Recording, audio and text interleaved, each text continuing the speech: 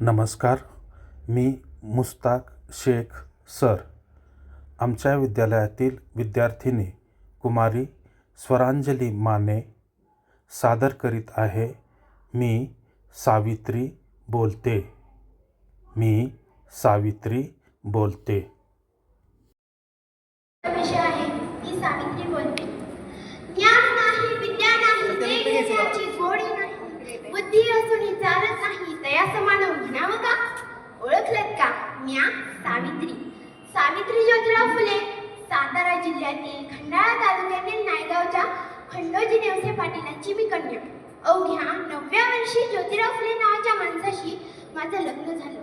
आणि हळूहळू मला कळायला लागलं, ज्या माणसाशी माझं लग्न झालंय ना, तो काही साधा सुद्धा माणूस नाही, तर या जगाला ऊर्जा देणारा एक क्रांती सूर्यच आहे. त्या काळी बायांनी उमरा उलटण्याची पद्धत नव्हती. बाईच्या जातीनं कसं, आपण भलं, आपलं घर भलं आणि घरातली माणसं.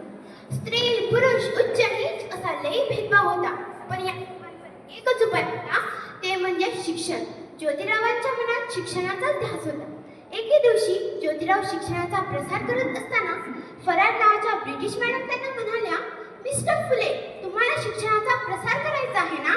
So educated woman first, because if a woman educated, whole house will be educated.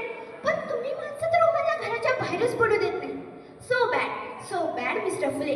झालं, ते आले ते माझ्याकडे पाटी पेन्सिल घेऊन आणि मला म्हणाले, सावित्री, आजपासून म्या तुला शिकवणार. झालं, सुरू झाला माझा अभ्यास. काना, मात्रा, वेलांटी, अकार, उकार, बेक के बे, बेदुनी चार, बेत्रिक सहा, हाच ध्यास. मी लिहायला शिकले, वाचायला शिकले आणि काव्य सुद्धा रचू लागले. मी अशातच 1 जानेवारी 1848ला पुण्यातील बडेवाड्यात आम्ही मुलींची पहिली शाळा सुरू केली. आणि मी पहिली शिक्षिका आणि मुख्याध्यापिका सुद्धा. शेपाटासारखं जगलात तर काम तमाम होईल. शेपाटासारखं जगलात तर काम तमाम होईल, पण जर भागासारखं जगलात तर नाव होईल. पण समाजाचं मात्र धर्म बुडाला कोलीगुही सुरू होती. अहो, एखाद्या सर्वसामान्य माणसानं शिक्षण घेतल्यानं कोणता धर्म बुडतो हो? धर्मासाठी माणूस असतो का माणसासाठी धर्म? शाळेत जाताना चिखल फेकलं, मी सहन केलं. शेण मारलं तरी सुद्धा मी सहन केलं. एवढंच काय, थुंकलं तरी सुद्धा मी सहन केलं. पण आता माझ्या सहनशीलतेचा अंत झाला होता. तेवढ्यात एक धटिंग माणसावर येऊन बोलतो, ए टवळे, कुठे निघालीस? आधी आमच्या पोरीबाईंना शिकवणं बंद कर. अगं, तुला तुझी अप्रूप यारी आहे का ते शिक्षण? कदाचित त्याला माहीत नसावं की आम्ही सुद्धा ज्योतिराव पैलवानाच्या पत्नी होते.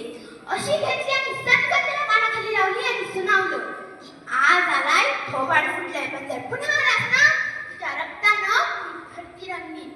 स्त्री कोणत्याही जातीची किंवा धर्माची असो, ती नेहमीच यात बळी पडत आलेली आहे. इंग्रज सरकारनं सतीबंदी प्रथाही सुरू केली. यानंतर आम्ही विधवा महिला काशीबाई हिच्या मुलाला म्हणजे यशवंताला दत्तक घेतलं. त्याच्या तुरु धावण्यानं आमचं अंगण कसं भरून जायचं. त्याला शिकवलं, वाढवलं, मोठं केलं आणि डॉक्टरही बनवलं. तेवढ्यात पुण्यात प्लेगची साथ पसरली होती.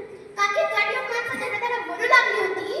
तेव्हा आम्ही यशवंताला सांगितलं, यशवंत, आपल्याला हॉस्पिटल उभारायचं. यशवंतानं हॉस्पिटल उभारलं.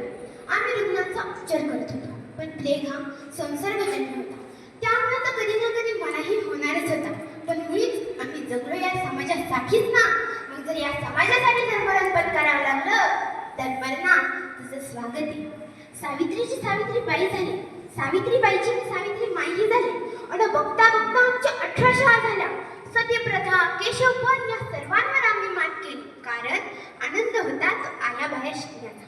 म्हणून म्हणे, विद्येविना मती गेली, मतीविना नीती गेली. विद्येविना मती गेली, मतीविना नीती गेली. नीतीविना गती गेली, गतीविना वित्त गेले. वित्ताविना शूद्र खचले आणि एवढे सगळे अनर्थ एका अविद्येने केले. म्हणून म्हणते, मुलींना शिकवा, वेळ देशाची साक्षरता वाढवा. कारण एक मुलगा शिकला ना तर तो एक तास शहाणा होतो. का?